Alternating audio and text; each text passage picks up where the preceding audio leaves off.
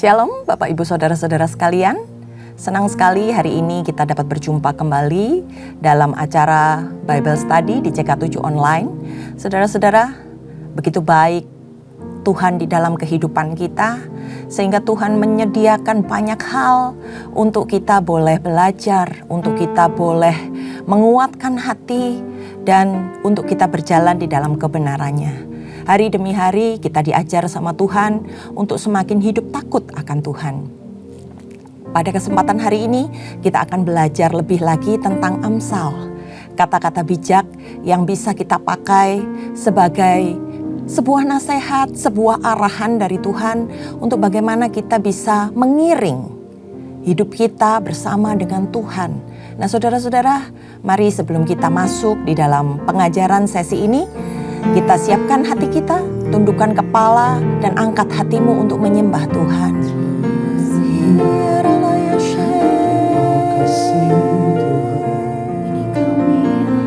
Kami datang Tuhan, kami bawa hati kami, bersyukur buat kasih-Mu Tuhan Bapa, sebab Kau baik. Kami mau tinggikan Tuhan. Bapa, ku persembahkan tubuhku sebagai persembahan yang hidup, kudus, dan yang berkenan padamu, sebagai ibadah yang sejati.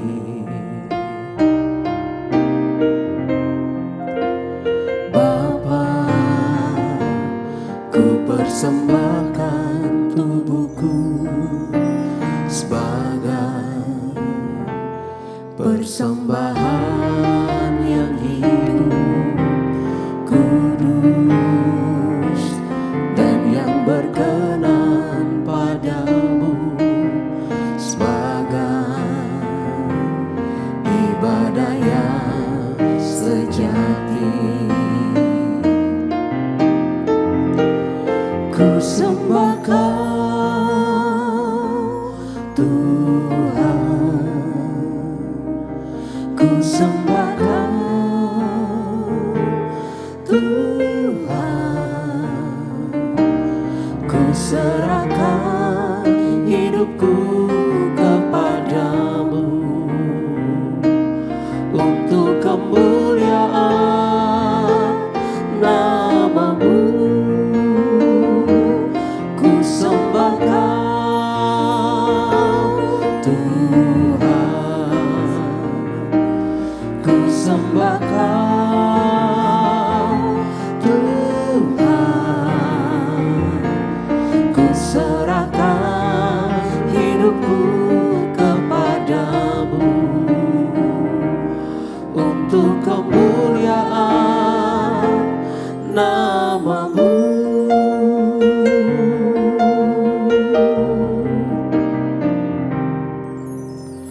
Bapa, ku persembahkan tubuhku sebagai persembahan yang hidup, kudus, dan yang berkenan padamu, sebagai ibadah yang sejati. Ku sembah Kau Tuhan, ku sembah Kau Tuhan,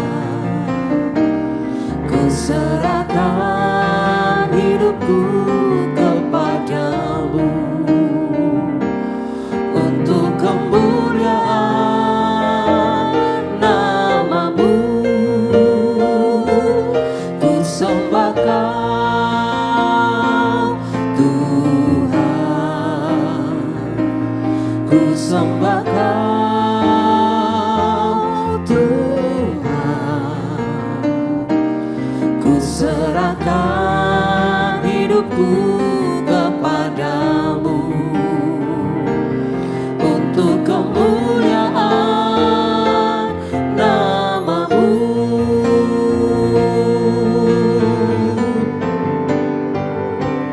Ku sembah Kau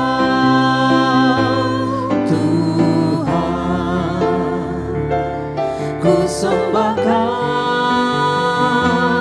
Tuhan, ku serahkan hidupku kepadamu untuk kemuliaan nama-Mu. Ku sembah Kau Tuhan, ku sembah Kau Tuhan, ku serahkan hidupku kepadamu untuk kemuliaan nama-Mu. Ku serahkan hidupku kepadamu untuk kemuliaan nama-Mu. Ku serahkan hidupku kepadamu untuk kemuliaan nama-Mu.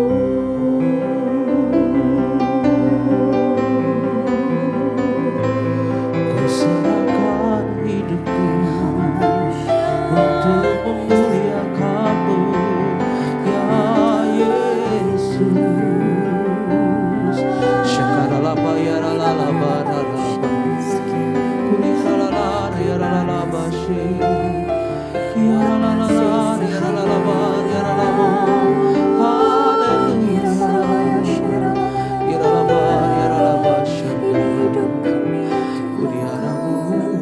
Kami mau persembahkan yang terbaik hanya bagi-Mu. Mulutku penuh dengan pujian kepadamu, ya Yesus Tuhan.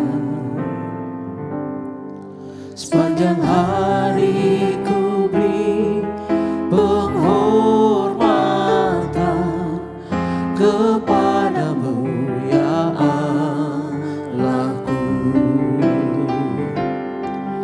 Mulutku penuh dengan pujian kepadamu, ya Yesus Tuhan.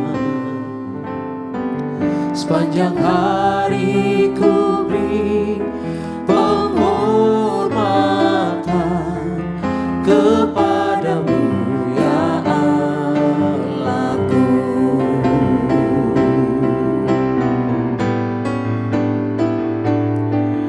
Mulutku penuh dengan pujian kepadamu, ya Yesus Tuhan. Sepanjang hari ku beri penghormatan kepadamu, ya Allahku.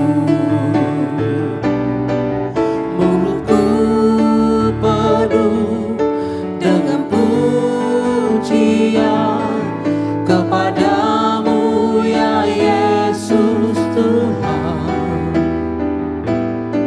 Sepanjang hari ku beri penghormatan kepadamu, ya Allahku. Kepadamu, ya Allahku. Kepadamu, ya Allahku.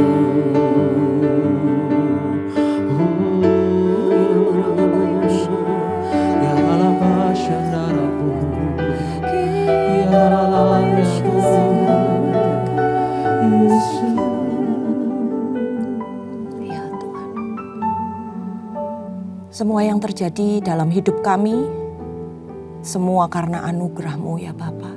Untuk itu kami menaikkan pujian penyembahan dari hati kami sebagai persembahan yang terbaik untuk Engkau ya Bapa. Tuhan, kami minta hikmat yang daripada-Mu untuk kami hari ini sama-sama boleh menyelami isi hati-Mu, untuk kami sama-sama boleh dikuatkan melalui ayat per ayat Tuhan yang akan kami baca, yang akan kami renungkan hari ini. Biar ya Tuhan dalam hidup kami boleh dikatakan bertumbuh di dalam Tuhan dengan hikmat yang daripada-Mu yang menyertai sepanjang hidup kami, dan izinkan kami untuk kami bisa diberkati dan menjadi berkat melalui apa yang kami pelajari ini ya Tuhan.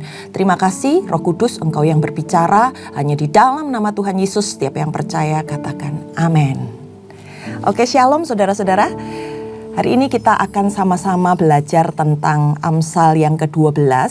Nah, Amsal yang ke-12 ini berisi 28 ayat saudara-saudara. Yang boleh dibilang isinya itu merupakan banyak, berisi tentang lawan kata. Misalnya nanti akan dikatakan yang baik dengan yang jahat. Nah, ini banyak menggunakan istilah-istilah yang berlawanan satu sama lain, sehingga kalau kita pelajari itu seperti sebuah hubungan sebab dan akibat.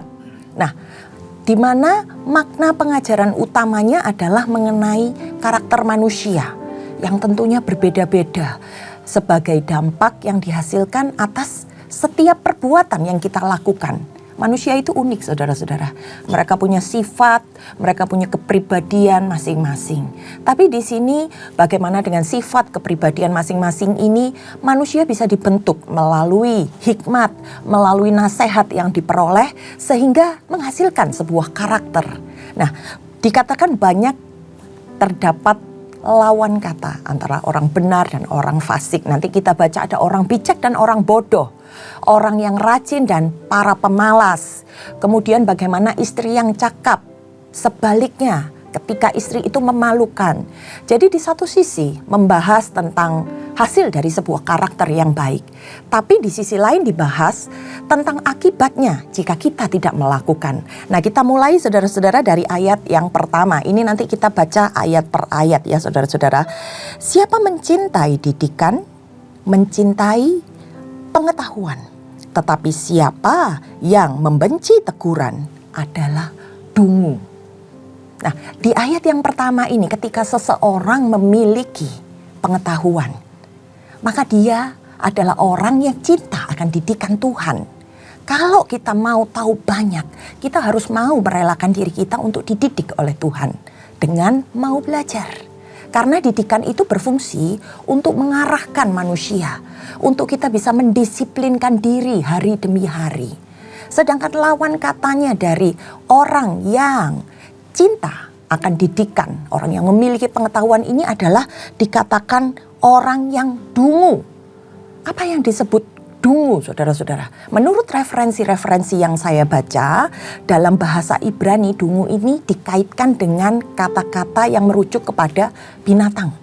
Sehingga boleh dikatakan orang yang dungu atau bodoh itu berperilaku hanya berdasarkan dari insting. Orang-orang seperti ini adalah orang-orang yang menolak didikan. Dia tidak mau dididik, tidak mau diarahkan. Sikap dengan tidak bisa diatur oleh orang lain atau apa yang disebut dengan pengetahuan.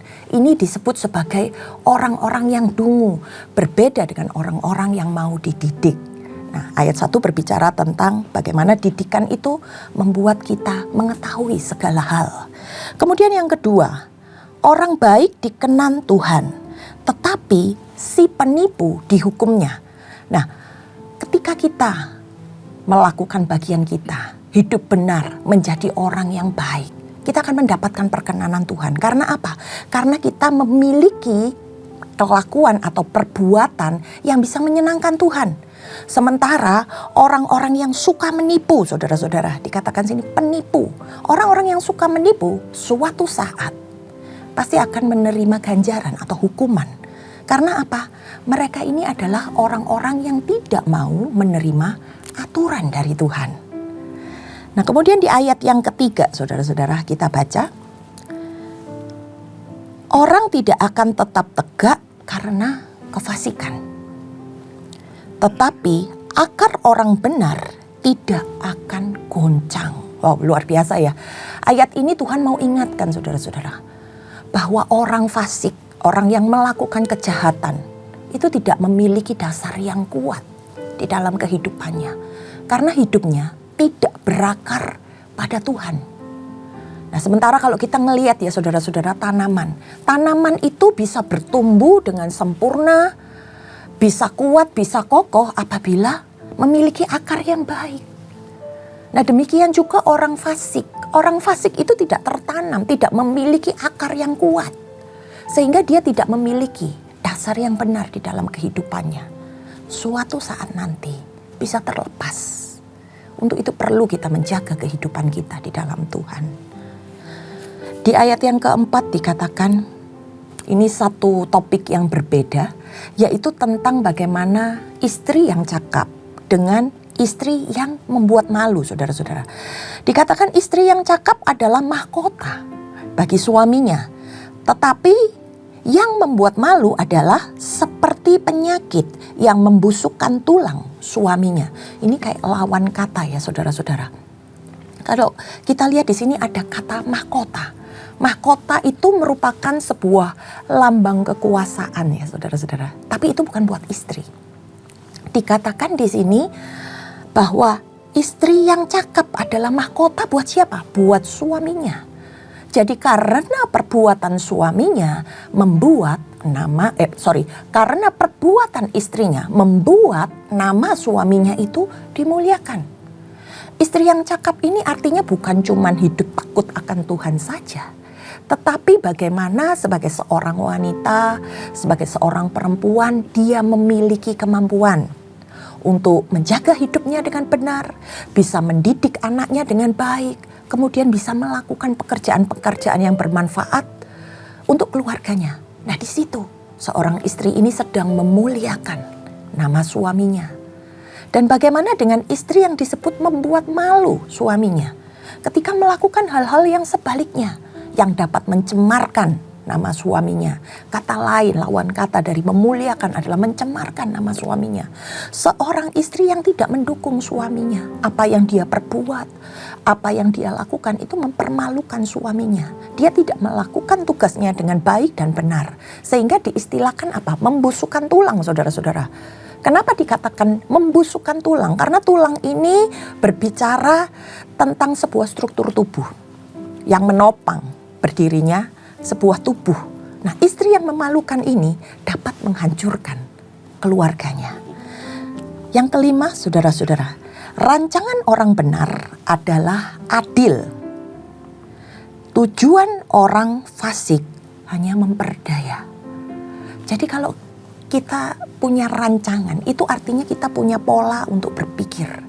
Apa yang harus kita lakukan, apa yang akan kita perbuat. Nah, itu adalah sebuah rancangan saudara-saudara untuk bisa bersikap dengan adil menyikapi seluruh kehidupan yang kita alami hari demi hari. Nah, setiap orang itu harus punya prinsip yang benar. Prinsip tentang hidup takut akan Tuhan. Prinsip yang tahu bagaimana dia harus melakukan segala sesuatunya. Maka itu akan membawa keadilan dalam kehidupannya. Di ayat yang ke-6, perkataan orang fasik menghadang darah. Tetapi mulut orang yang jujur menyelamatkan orang. Wah, ini makna dari sebuah perkataan yang kita keluarkan. Dikatakan di ayat yang ke-6 ini, perkataan yang dikeluarkan oleh orang yang fasik itu seringkali dipenuhi dengan kata-kata yang menyesatkan. Seringkali kita temui kata-kata orang fasik ini pedas, dikeluarkan untuk menyakiti, untuk menghakimi orang lain. Nah, ini biasanya ditujukan untuk apa? Untuk keuntungan dirinya sendiri. Dia berusaha meneror orang lain dengan kata-katanya. Dan hal-hal seperti ini, hal-hal perkataan negatif, perkataan yang menyudutkan, ini bisa menimbulkan sebuah pertengkaran, betul? Sebuah pertumpahan darah yang diistilahkan dalam kitab Amsal ini. Nah, sementara perkataan orang yang jujur, orang yang benar akan mengeluarkan kata-kata yang bijak. Sehingga tidak membuat keadaan itu memanas, saudara-saudara. Dan tentunya ini akan menyelamatkan dirinya dan orang lain. Ketika orang dengar disejukkan, ketika orang mendengar perkataan orang yang benar, akan merasa dikuatkan dan juga bisa memberi semangat buat orang-orang yang lemah. Nah, ini pentingnya kita mengeluarkan kata-kata. Kemudian di ayat yang ke-7, orang fasik dijatuhkan sehingga mereka tidak ada lagi. Amin. Tetapi rumah orang benar berdiri tetap. Di ayat yang ke-7 ini diistilahkan sebuah rumah. Rumah ini merupakan sebuah tempat kediaman setiap anggota keluarga yang bisa tetap utuh atau bisa hancur karena perilaku orang-orang yang ada di dalamnya. Di ayat yang ke-8, saudara-saudara, setiap orang dipuji seimbang dengan akal budinya, tetapi orang yang serong hatinya akan dihina. Nah, orang dipuji karena apa? Kata-kata yang keluar dari mulutnya, kata-kata yang baik, kata-kata yang bermakna. Dan apa yang dilakukannya itu disertai dengan bagaimana dia hidup di dalam kebenaran sehingga bisa dipercaya oleh orang lain. Tetapi orang yang serong hatinya, yang tidak lurus jalannya, akan mendapat cemooh. Karena apa? Hatinya nggak benar, saudara-saudara. Pikirannya jahat, perkataannya tidak baik, sehingga dia akan menerima balasannya, yaitu dia akan dicemooh oleh orang. Karena apa yang dikatakannya dengan apa yang dilakukannya tidak menjadi berkat bagi orang lain. Di ayat yang ke-9 dikatakan, lebih baik menjadi orang kecil, tetapi bekerja untuk diri sendiri, daripada berlaga orang besar, tetapi kekurangan makan. Nah, yang di ayat ke-9 ini mengingatkan kita tentang yang dimaksud sebagai orang kecil ini adalah orang-orang yang hidupnya sederhana, saudara-saudara. Bukan orang kaya, yang merasa nyaman ketika dia bekerja dan menikmati hasilnya dari tangan sendiri, dari tangannya sendiri, dari apa yang dihasilkannya.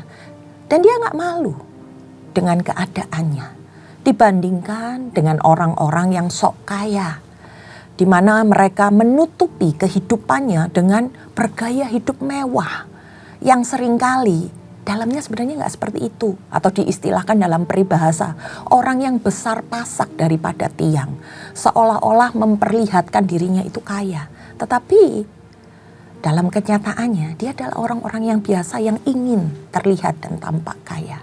Untuk itu perlu kita menjadi orang-orang yang sederhana, orang-orang yang kecil, orang-orang yang tidak menonjolkan diri, hidup dengan apa adanya.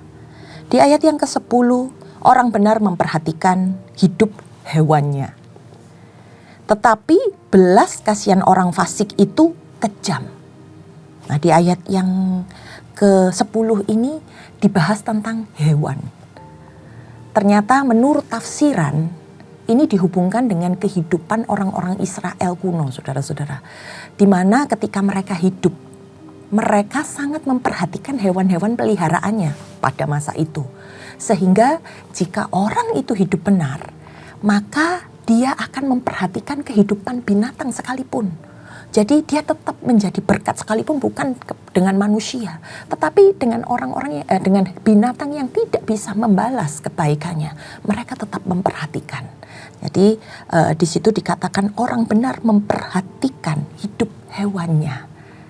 Ada sesuatu yang kita bisa pelajari dari makna kata ini. Kemudian yang ke-11, saudara-saudara, siapa mengerjakan tanahnya akan kenyang dengan makanan, tetapi siapa mengejar barang yang sia-sia dikatakan tidak berakal budi. Nah, ayat ini menggambarkan apa, saudara-saudara? Saudara-saudara, kalau kita lihat ini berkaitan dengan kehidupan di ladang, kehidupan bertani, di mana kalau kita rajin bekerja mengerjakan ladang, itu hasilnya akan banyak.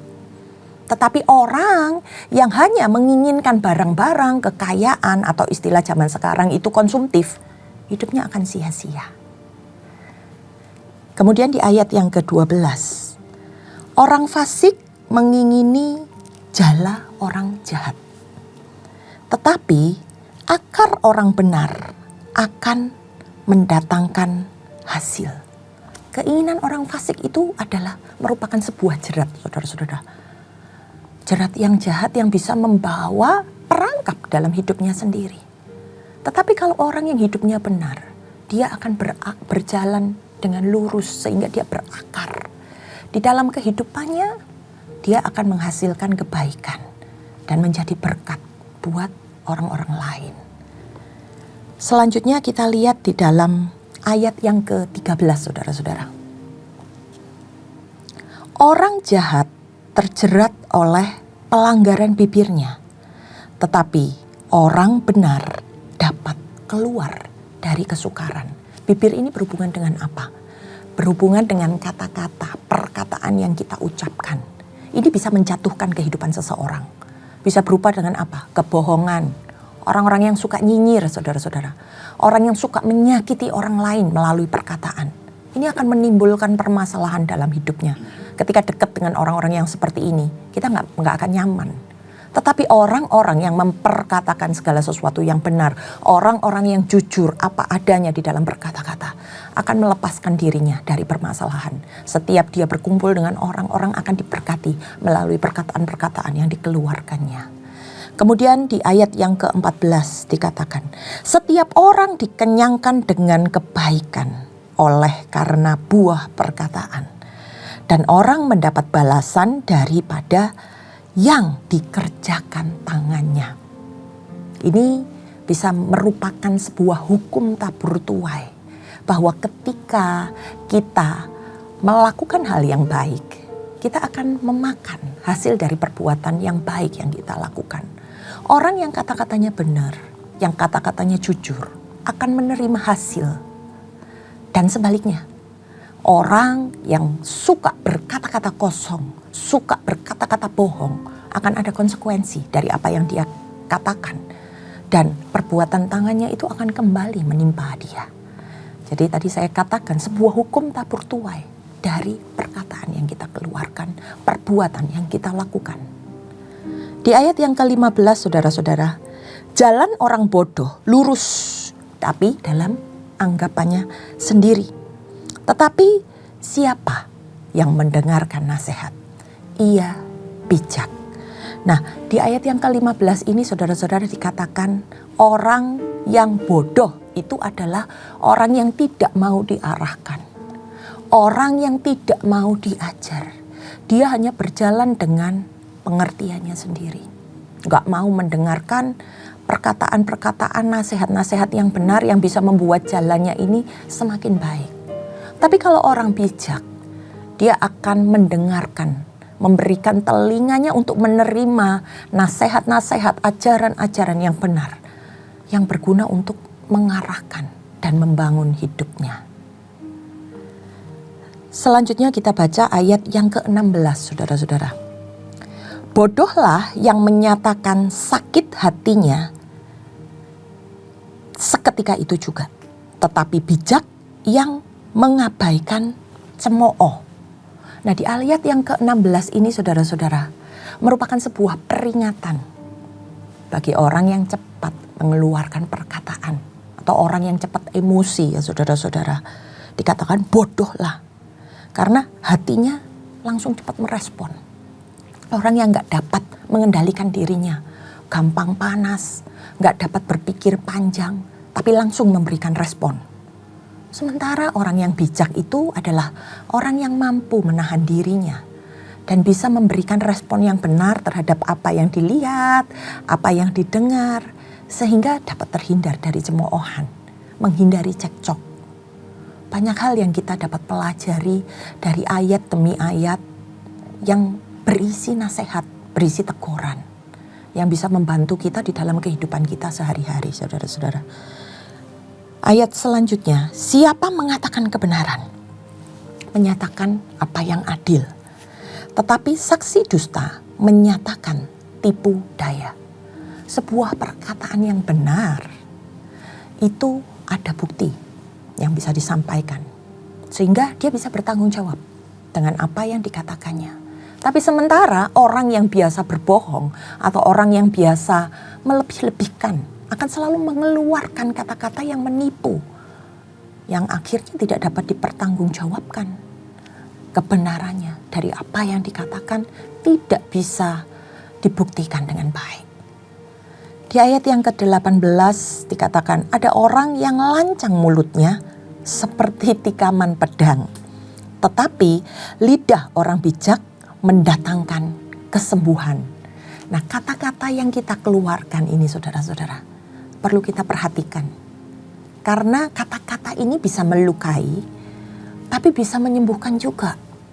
Nah, sebuah kata-kata yang kasar yang kita keluarkan itu disebut sebagai tikaman pedang, sesuatu yang menyakiti orang lain. Tetapi sebuah perkataan yang bijak yang kita keluarkan, yang kita sampaikan, itu bisa menguatkan, bisa menyembuhkan orang. Nah, ini keluar dari bibir orang yang benar akan mendatangkan kebaikan. Di mana ketika orang mendengar, ada jiwa yang disembuhkan, ada jiwa yang dikuatkan. Ini berdampak bagi orang lain. Di ayat yang ke-19 dikatakan, bibir yang mengatakan kebenaran tetapi untuk selama-lamanya, tetapi lidah dusta hanya sekejap mata. Perkataan yang benar yang kita keluarkan itu akan membawa dampak yang baik dalam hidup kita. Orang yang bisa dipercaya akan berbicara dengan benar. Kata-kata yang jujur, kata-kata yang apa adanya. Tapi sementara kata-kata yang penuh kebohongan, cuman tinggal tunggu waktu saja saudara-saudara. Kapan akan terbongkar. Di ayat yang ke-20 kita baca saudara-saudara. Tipu daya ada di dalam hati orang yang merencanakan kejahatan. Tetapi orang yang menasehatkan kesejahteraan akan mendapat sukacita. Orang yang pemikirannya jahat akan selalu merancangkan kejahatan. Hal-hal yang ingin merugikan orang lain, yang menguntungkan dirinya. Itu adalah pikiran-pikiran dari orang jahat. Dan orang-orang seperti mereka ini tidak akan pernah bisa merasakan yang namanya damai sejahtera ataupun sukacita. Karena apa? Yang ada di dalam pemikirannya adalah segala sesuatu tentang perbuatan yang jahat. Di ayat berikutnya, ayat yang ke-21 dikatakan, orang benar tidak akan ditimpa oleh bencana apapun, amin. Tetapi orang fasik akan senantiasa celaka. Ini ada hubungannya dengan ayat yang ke-20. Apa yang kita tabur itu yang akan kita tuai dalam hidupnya. Karena orang-orang yang fasik, orang-orang yang jahat itu seolah-olah sedang menggali kuburnya sendiri. Di mana suatu saat dia akan terjerumus dan jatuh di sana. Kemudian di ayat yang ke-22, orang yang dusta bibirnya adalah kekejian bagi Tuhan. Tuhan benci dengan dusta, saudara-saudara. Tetapi orang yang berlaku setia akan dikenannya. Di ayat yang ke-23 ini berbicara tentang bagaimana ciri-ciri orang yang bijak. Orang yang bijak itu orang yang gak sombong, gak suka membual. Dia bisa menguasai dirinya dengan baik. Dan itu mengakar di dalam dirinya. Sehingga di dalam perkataannya, perbuatannya maupun sikapnya semua mengarah kepada kebenaran. Sementara orang yang bebal itu biasanya orang yang suka membual, menghayal, mengeluarkan hal-hal yang tidak menguntungkan buat orang lain. Di mana di situ seringkali dia mengeluarkan kata-kata yang bodoh, yang tidak membuat orang diberkati melalui apa yang disampaikannya. Nah, di ayat yang ke-24 kita baca, tangan orang rajin memegang kekuasaan, tetapi kemalasan mengakibatkan kerja paksa. Ini menarik ya saudara-saudara di ayat yang ke-24 ini. Di mana dikatakan orang kalau rajin, dia memiliki banyak kesempatan untuk bisa berhasil. Sehingga secara perlahan-lahan, ya kelihatannya lama, Tapi pasti dia akan menuai apa yang dia tabur, apa yang dia perbuat, apa yang dia lakukan. Tetapi sebaliknya, orang-orang yang kerjanya malas, orang yang asal-asalan bekerjanya, akan merasakan itu sebuah beban yang sedang dia tanggung. Sebuah beban berat yang sedang dia kerjakan. Karena apa? Dilakukan dengan perasaan yang terbebani, dia nggak bisa enjoy dalam melakukan apa yang harus dia kerjakan. Di ayat yang ke-25, kekhawatiran dalam hati membungkukkan orang. Tetapi perkataan yang baik akan mengembirakan dia. Orang yang hidupnya dalam kekhawatiran, kecemasan, itu gak bisa merasakan kebahagiaan saudara-saudara. Karena apa? Mereka akan sering merasa tertekan di dalam kehidupannya. Sehingga dikatakan sebagai posisi yang membungkuk. Tetapi dengan kata-kata yang positif, kata-kata yang bijak, itu dapat menguatkan dia. Begitu pentingnya orang mendengarkan nasihat supaya dia memperoleh hikmat di dalamnya. Di ayat yang ke-26 dikatakan orang benar mendapati tempat penggembalaannya, tetapi jalan orang fasik menyesatkan mereka sendiri. Artinya saudara-saudara, orang yang hidupnya benar itu dapat digembalakan, dapat diarahkan, dapat diluruskan. Mungkin dia tadinya salah jalan, mungkin tadinya hidupnya bengkok. Tetapi ketika dia mau diarahkan, digembalakan, maka dia akan memperoleh hidup yang lurus. Dan ini membuat hidupnya itu bertumbuh dan bertambah dengan baik. Tetapi orang-orang yang susah diatur, orang-orang yang susah diarahkan, dia tidak dapat diajar saudara-saudara. Dan ini akan membawa kehidupannya pada kesesatan. Dia akan salah arah, salah tujuan. Karena hanya berjalan menurut pemikirannya sendiri. Di ayat yang ke-27 dikatakan orang malas tidak akan menangkap buruannya. Tetapi orang rajin akan memperoleh harta berharga. Akibat dari kemalasan adalah tidak memperoleh hasil yang maksimal. Tetapi orang yang selalu mengerjakan bagiannya dengan rajin pasti akan mendapat bagian yang terbaik sesuai dengan porsinya. Nah, di ayat yang ke-28 ini merupakan kesimpulan dari 27 ayat sebelumnya, saudara-saudara. Dikatakan, di jalan kebenaran terdapat hidup, tetapi jalan kemurtatan menuju maut. Di endingnya, saudara-saudara, turutilah jalan yang benar, maka kita akan beroleh hidup. Tetapi ketika kita salah di dalam melangkah, ya saudara-saudara, ketika kita hidup di jalan yang salah, maka kita akan binasa. Jalan ini adalah bagaimana kita bisa bersikap, bagaimana kita harus mengeluarkan kata-kata dan perbuatan-perbuatan yang kita lakukan. Nah, di sini ada pilihan saudara-saudara, pilihan buat kita. Tapi Amsal yang ke-12 mengingatkan bagaimana konsekuensinya. Ada sebab, ada akibat yang dijelaskan di dalamnya. Mari kita tundukkan kepala supaya apa yang kita pelajari tertanam di dalam hati kita dan bisa menjadi berkat buat kehidupan kita. Terima kasih Tuhan, hari ini kami belajar bagaimana kami bisa menjadi orang-orang yang bijak, orang-orang yang mau diajar untuk kami memiliki pengetahuan akan Tuhan. Kami tahu ya Tuhan, ketika kami melakukannya, kami akan memperoleh apa. Tetapi ketika kami tidak melakukannya, kami akan diganjar apa. Tuhan, kiranya ya Tuhan, melalui ayat-ayat yang kami baca, kami boleh merenungkan bagaimana perbuatan, perkataan yang kami lakukan selama ini. Dan izinkan ya Tuhan untuk kami bisa belajar, untuk kami bisa dipulihkan menjadi orang-orang yang lurus, yang hidup jujur dan benar di hadapan Tuhan. Roh Kudus, Engkau yang mengingatkan supaya segala sesuatu yang ditabur di dalam benih hati kami percaya akan bertumbuh dan akan berbuah pada waktunya. Kami mau serahkan ya Tuhan kehidupan kami ini hanya di dalam nama Tuhan Yesus Kristus. Haleluya, amin. Terima kasih saudara-saudara sudah menyaksikan Bible Study. Tuhan Yesus memberkati.